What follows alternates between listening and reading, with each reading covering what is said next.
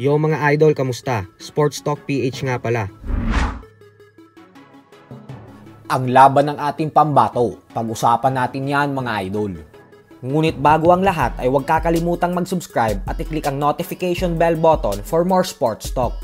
So para nga po sa mga hindi nakakaalam ay nitong nakalipas na linggo lamang ay muling tinalo ni Stephen Fulton si Brandon Figueroa sa ikalawang pagkakataon sa kanilang naging rematch via lopsided unanimous decision.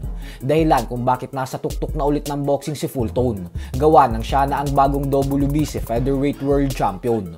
Subalit dahil nga po sa panalong ito ni Fulton ay may mga kumakalat na balita ngayon sa social media na tinatarget daw ng current undisputed super bantamweight world champion Japanese monster na Naoya Inoue ang pinangahawakan na WBC belt ni Fulton.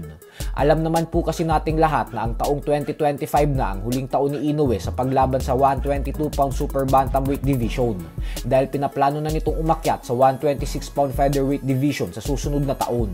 At ayon sa mga balita ay ang WBC featherweight world title belt daw ni Fulton ang pinakaunang gustong makuha ng binansagang halimaw ng Japan. Kung magkataon nga po na magtuos si Inoue at Fulton, ay kumbinsido ang mga fans na isang madaling hakbang ito para kay Inoue upang maging isang ganap na 5-division world champion. Gawa ng tinalo lang ni Inoue si Fulton nang walang kahirap-hirap via knockout noong magtuos sila magdadalawang taon nang nakakalipas. Kaya naman naniniwala ang karamihan na knockout lang din daw ulit ang sasapitin ni Fulton kay Inoue kapag nagtuos ulit ang dalawa. Pero ganun pa man nga po ay ayon naman kay Fulton ay ibang usapan na daw pag sa featherweight sila nagtuos kasi hindi na daw siya napipiga sa pagkuha ng tamang timbang sa dibisyon na ito.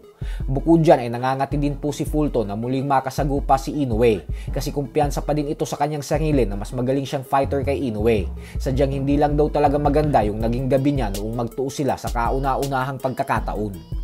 Sa kabilang banda naman mga idol ay isang malungkot na balita naman nga po para sa ating mga Pinoy boxing fans. Ito po ay dahil ang ating matibay na pambato na si Judy Flores ay bigong manalo sa naging laban niya sa Amerika kanina lamang kontra sa undefeated prospect na si Michael Angeletti.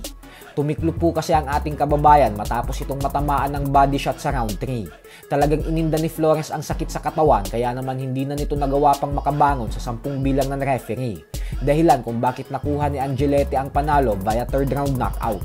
Dahil sa panalong ito ni Angeletti ay umabante na ngayon ang kanyang napakalinis na record sa 13 wins with 8 knockouts at walang talo. Habang si Judy Flores naman ay lumagapak sa 14 wins with 8 knockouts at 4 na talo.